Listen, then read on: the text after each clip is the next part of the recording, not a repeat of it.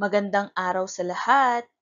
Muli, ako si Teacher JM at ngayong araw na ito, ating pag-aaralan ang Makabansa 3, Unang Markahan, ikatlong linggo ng Revised K-12 Curriculum at ang ating paksa ngayong araw na ito ay tungkol sa mga bayani sa lalawigan ng Rizal at Quezon.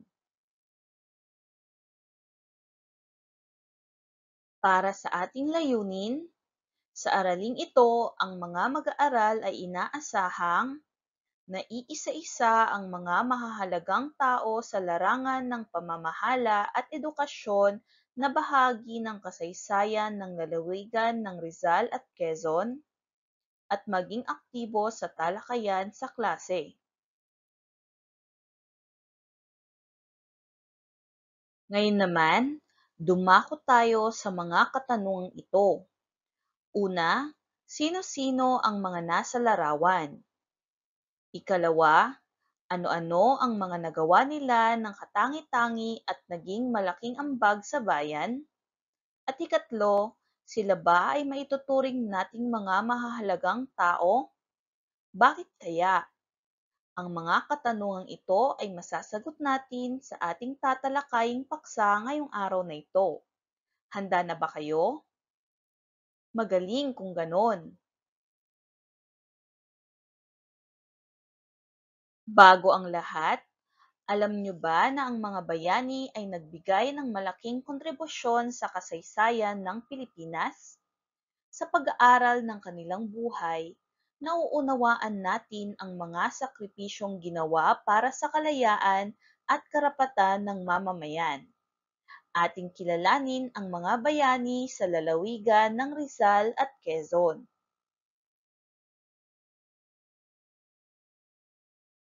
Unahin nating pag-aralan ang mga bayani sa lalawigan ng Rizal. Una ay si Tomas Claudio na nakikita nyo ngayon. Siya ang unang Pilipinong sundalo na namatay sa unang digmaang pandaigdig. Ang Tomas Claudio Memorial Elementary School sa Morong Rizal ay ipinangalan sa kanya bilang pagkilala sa kanyang kabayanihan.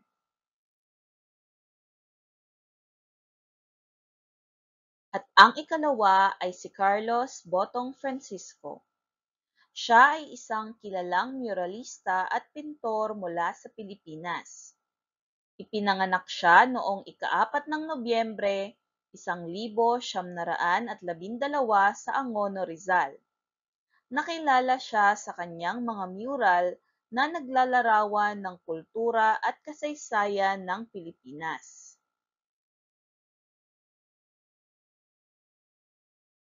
Narito ang ilan lamang sa mga likhang sining ni Carlos Botong Francisco.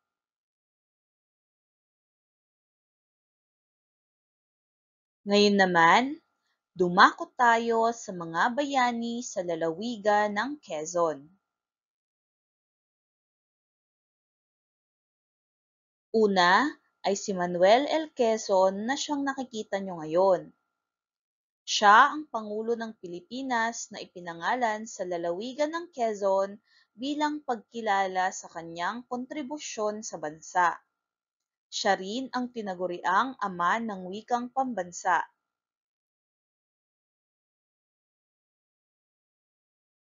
At ikalawa ay si Apolinario de la Cruz o kilala rin bilang si Hermano Pule na siyang nakikita nyo ngayon.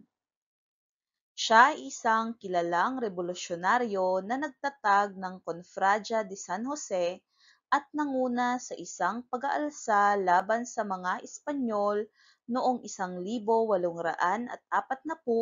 hanggang 1841 sa Tayabas na ngayon ay tinatawag ng Quezon.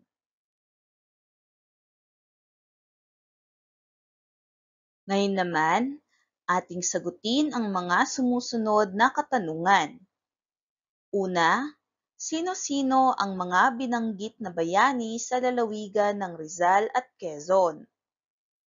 Mula sa Rizal, nariyan sina Tomas Claudio at Carlos Botong Francisco, samantalang sa Quezon naman, Nariyan sina dating Pangulong Manuel L. Quezon at Apolinario de la Cruz o kilala rin bilang si Hermano Pule. Para sa ikalawang katanungan, dapat ba natin silang ipagmalaki? Magaling! Oo naman, dahil sila ay nagbigay ng malaking kontribusyon sa kasaysayan ng Pilipinas. At para sa panghuling katanungan, bakit natin kailangang pag-aralan ang kanilang buhay? Dahil sa pag-aaral ng kanilang buhay, nauunawaan natin ang mga sakripisyong ginawa nila para sa kalayaan at karapatan ng mamamayan. Ngayon naman, ating hulaan kung sino-sino ang mga nasa larawan. Handa na ba kayo? Simulan na natin. Para sa unang larawan, sino kaya ito? Mahusay. Siya ay si Tomas Claudio. Para naman kaya sa sumunod na larawan, sino kaya siya? Magaling. Siya ay si Carlos Botong Francisco. Ngayon, sino naman kaya ang nakikita nyo sa larawan? Magaling! Siya ay si Manuel L. Quezon. At para sa panghuling larawan, tama! Siya ay si Apolinario de la Cruz o kilala rin bilang si Hermano Pule.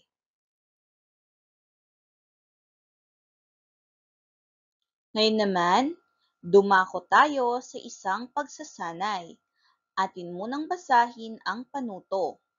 Basahin at unawain ang mga pangungusap sa susunod na slide. Isulat ang tama kung ang pangungusap ay wasto at mali naman kung hindi. Mayroon kayong 5 minuto para sagutan ito. Handa na ba kayo? Simulan na natin.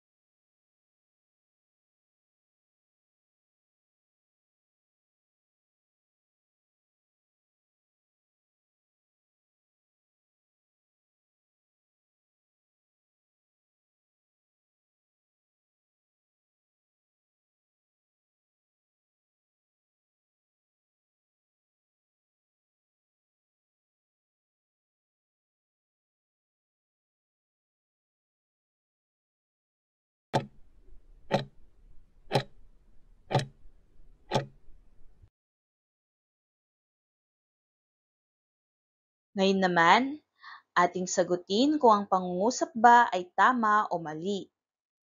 Handa na ba kayo? Para sa unang pangungusap, ang lalawigan ng Rizal ay ipinangalan kay Andres Bonifacio. Magaling, ito ay mali dahil ang lalawigan ng Rizal ay pinangalan sa ating pambansang bayaning si Dr. Jose Rizal. Para sa ikalawang pangungusap, si Dr. Jose Rizal ang pambansang bayani ng Pilipinas. Mahusay, ito ay tama. Para naman sa ikatlong pangungusap, ang lalawigan ng Quezon ay pinangalan kay Manuel Quezon. Magaling, ito ay tama. Sa ikaapat namang pangungusap, si Apolinario de la Cruz ay kilala bilang Hermano Pule. Magaling, ito ay tama. At para sa panghuling pangungusap, ang Confradia de San Jose ay itinatag ni Andres Bonifacio. Magaling, ito ay mali dahil ang Confradia de San Jose ay itinatag ni Apolinario de la Cruz o kilala bilang Hermano Pule.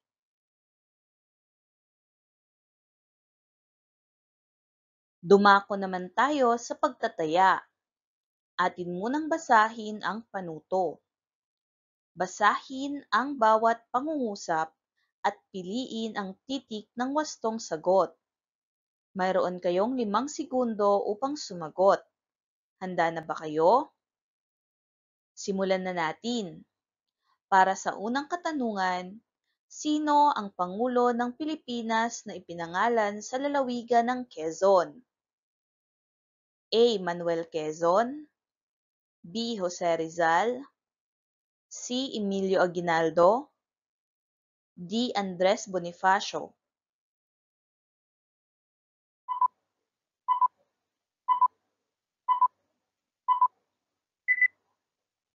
Mahusay. Ang tamang sagot ay letter A.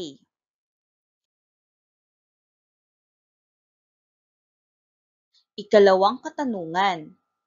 Ano ang pangalan ng kilalang revolusyonaryo na nagtatag ng Confradia de San Jose at nanguna sa isang pag-aalsa laban sa mga Espanyol sa Tayabas na ngayon ay tinatawag ng Quezon? A. Apolinario de la Cruz, B. Andres Bonifacio, C. Emilio Aguinaldo, D. Apolinario Mabini.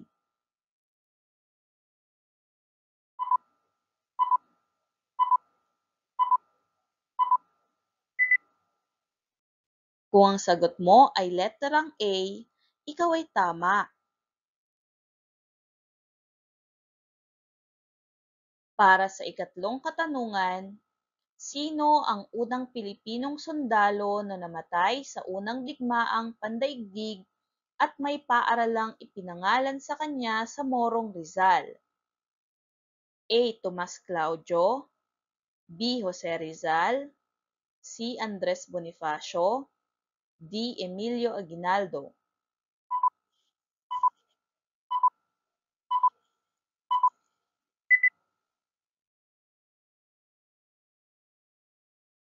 Magaling!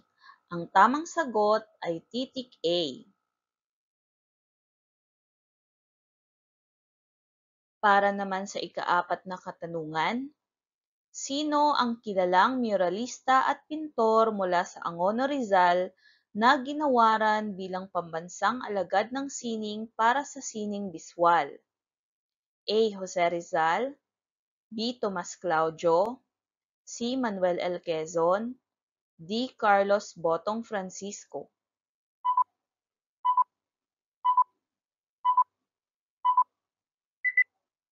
Magaling!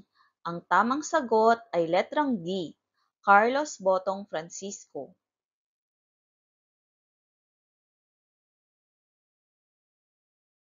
At para sa panghuling katanungan, sino ang tinaguriang ama ng wikang pambansa? A. Jose Rizal, B. Manuel Quezon, C. Emilio Aguinaldo, D. Apolinario de la Cruz.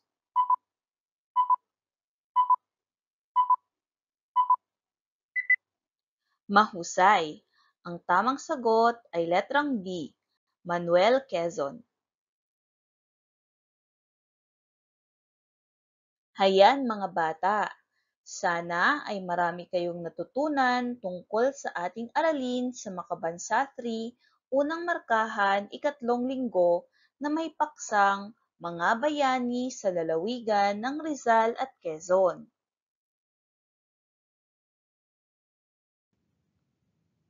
Maraming salamat sa panonood.